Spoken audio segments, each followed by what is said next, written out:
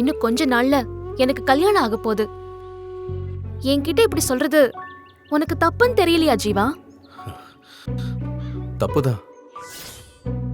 ஆனா சொல்லாம விட்டுட்டா இன்னும் பெரிய தப்பாயிடும் தோணுச்சு. மீனாட்சி, எனக்கு நிஜமாவே உன்னை ரொம்ப பிடிக்கும் மீனாட்சி. இங்க பாரு ஜீவா, ஸ்டார்டிங்ல எனக்கு உன் மேல ஒரு நல்ல இம்ப்ரெஷன் இல்ல. ஆனா உன் கூட பழகுனதுக்கு அப்புறம் உன் கேரக்டர் எனக்கு பிடிச்சது.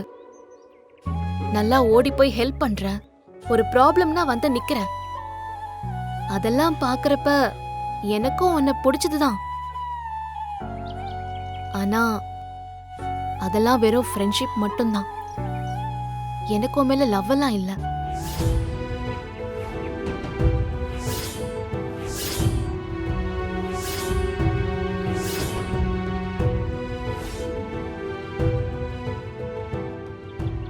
நான் நிஜமாவே உன்னை நல்லா பார்த்துப்பேன். ஜீவா, நீ இப்போ உன்னையே பாத்துக்க முடியாத சிச்சுவேஷன்ல இருக்க. எனக்கு உன் மேல அந்த மாதிரி எந்த ஃபீலிங்ஸும் இல்ல. சொல்லப்போனா எனக்கு லைஃப் பார்ட்னரா வர எப்படி இருக்கணும்னு நினைச்ச எந்த கேட்டகரியிலுமே நீ இல்ல.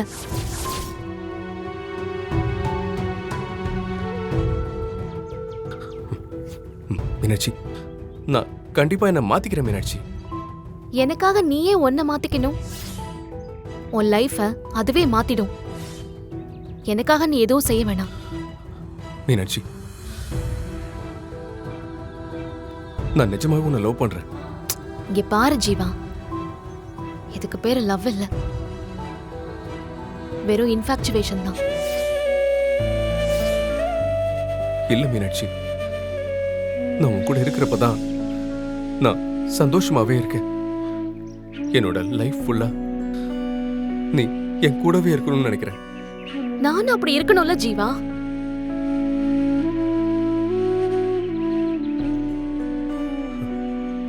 நீ பொண்ணுங்க கூட பெருசா பழகுனதே இல்ல, அதனால இத லவ்னு நினைக்கிற. இல்ல மீனாட்சி, நான் சொல்றேன். வேணாம் ஜீவா, இதுக்கு மேல இத பத்தி பேச வேணாம். நீ உன் படிப்புல கான்சென்ட்ரேட் பண்ணு. நீ உன் மனசுல இருக்கிறத தைரியமா சொன்ன, அது நல்ல விஷயம்தான். ஆனா அதை இதோட மறந்துற. எனக்கு எப்பவும் போல ஒரு ஃப்ரெண்டா இருக்க முடிஞ்சா இரு. அது முடியாதுன்னா உன் வேலையை பாரு. எனக்கு உன் மேல எந்த கோவமும் இல்ல. ஓகேவா? எனக்கு டைம் ஆச்சு, நான் கிளம்புறேன்.